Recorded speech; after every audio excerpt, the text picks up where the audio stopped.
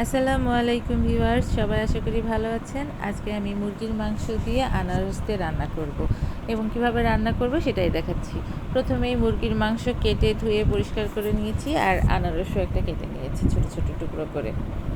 এরপর আরও মশলা নিয়েছি যা তা দেখাচ্ছি। প্রথমেই পেঁয়াজ কুচি লাগছে, তারপরে একটু জিরা বাটা, রসুন বাটা, কাঁচামরিচ ফালি আর আদা বাটা।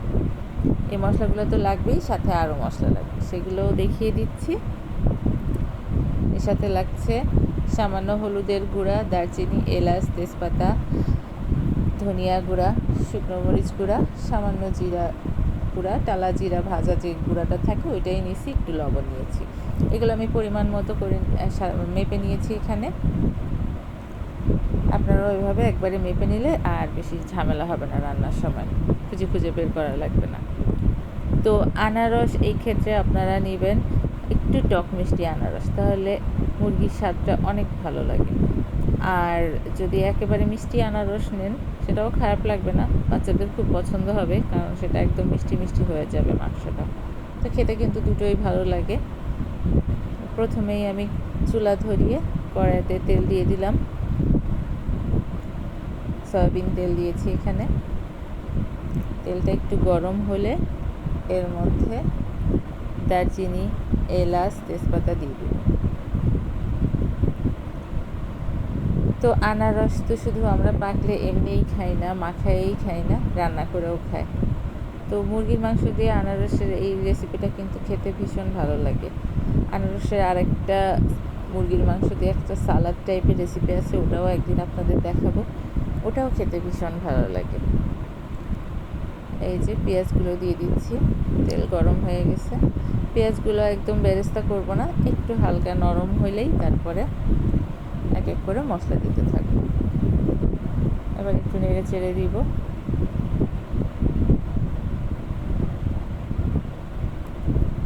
বিশেষ করে টক আনারসগুলা খেতে ভালো লাগে না, তখন এইভাবে মুরগির মাংস দিয়ে রান্না করে খাবেন, বাসায় দেখবেন ভীষণ ভালো লাগবে, সবার পছন্দ হবে। আর যারা খেয়েছেন তারা তো জানেনই। তো আমার পেঁয়াজগুলো এদিকে একটু নরম হয়ে এসেছে। এখন এর মধ্যে আদা বাটা, রসুন বাটা আর সামান্য জিরা বাটাটা দিয়ে কাঁচামরিচগুলোও দিয়ে দিয়েছি, একটু ভাজা ভাজা করে নেব। সব সময়কার মতো আমি সবসময় বাটা মশলা তেলে ভেজে নিই, তারপর যখন গুঁড়া মশলা দিই তখন পানি দিই। এই যে এটা একটু ভাজা ভাজা হলে গুঁড়া মশলাগুলো দিয়ে দিব, খুব বেশি সময় লাগে না। এই তো ভাজা ভাজা হয়ে গেছে, উপরে তেল উঠে আসছে। এখন আমি যে গুঁড়া মশলাগুলো রেডি করা আছে ওগুলা দিয়ে দিব।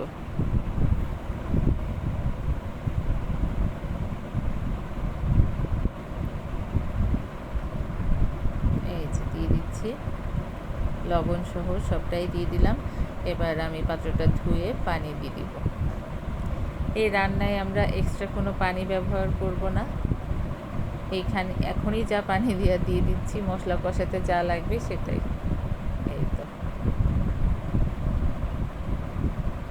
কারণ আনারসে অনেক পানি বের হয়, আনারস যেহেতু খুব রসালো একটা ফল, তো এটা দিলে আর আমার পানি ব্যবহার করতে হবে না এখানে।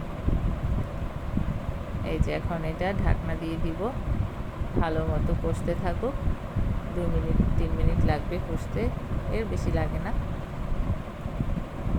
তেলটা উপরে উঠে আসলেই আমরা মুরগিটা দিয়ে দিব। দেখি ঢাকনা খুলে কি অবস্থা।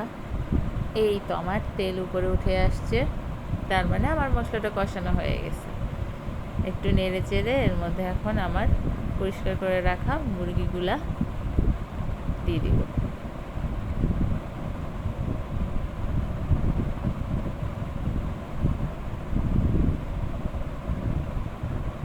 এই তো মুরগিগুলো দিয়ে একটু নেড়ে চেড়ে ঢেকে রাখবো কিছুক্ষণ।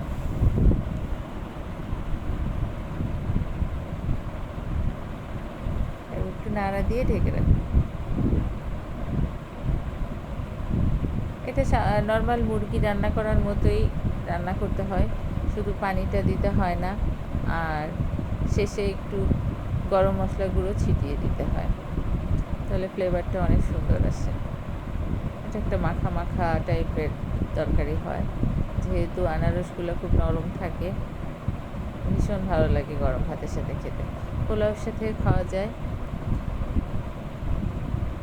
এই যে ঢেকে দিলাম, এবার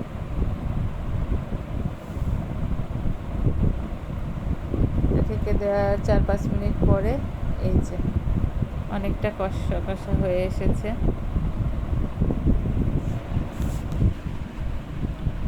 মুরগি থেকে পানিও বের হয়েছে একটু, আরও কিছুক্ষণ ঢেকে রাখছি একটা নাড়া দিয়ে। এবার আমরা একটু নেড়ে এর মধ্যে আনারসগুলো দিয়ে দিব। আনারস ছোট ছোট করে কেটে নিয়েছি। এই তো একটা মুরগিতে একটা পুরা আনারস লাগে না, অর্ধেকটা দিলেই হয়। আনারস খুব বেশি দিলে আবার ভালো লাগবে না খেতে, একটু মাপটা বুঝে শুনে তারপরে আপনারা দিবেন। এই যে দিয়ে নাড়াচাড়া করে কিচ্ছু করবো না, ঢেকে রাখবো আর জালটা মিডিয়াম আঁচে দিয়ে রাখবো।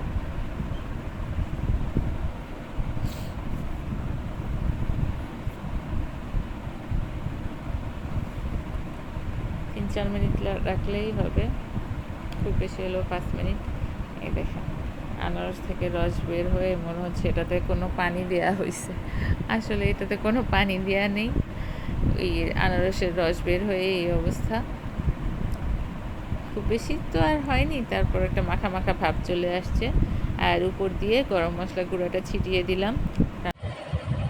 এই তো রান্নাটা হয়ে গেছে, এখন পরিবেশন করব। আশা করি আপনাদের সবার ভালো লাগবে, আপনারা বাসায় ট্রাই করেন। আর সবাই সুস্থ থাকবেন, ভালো থাকবেন। আল্লাহ হাফেজ।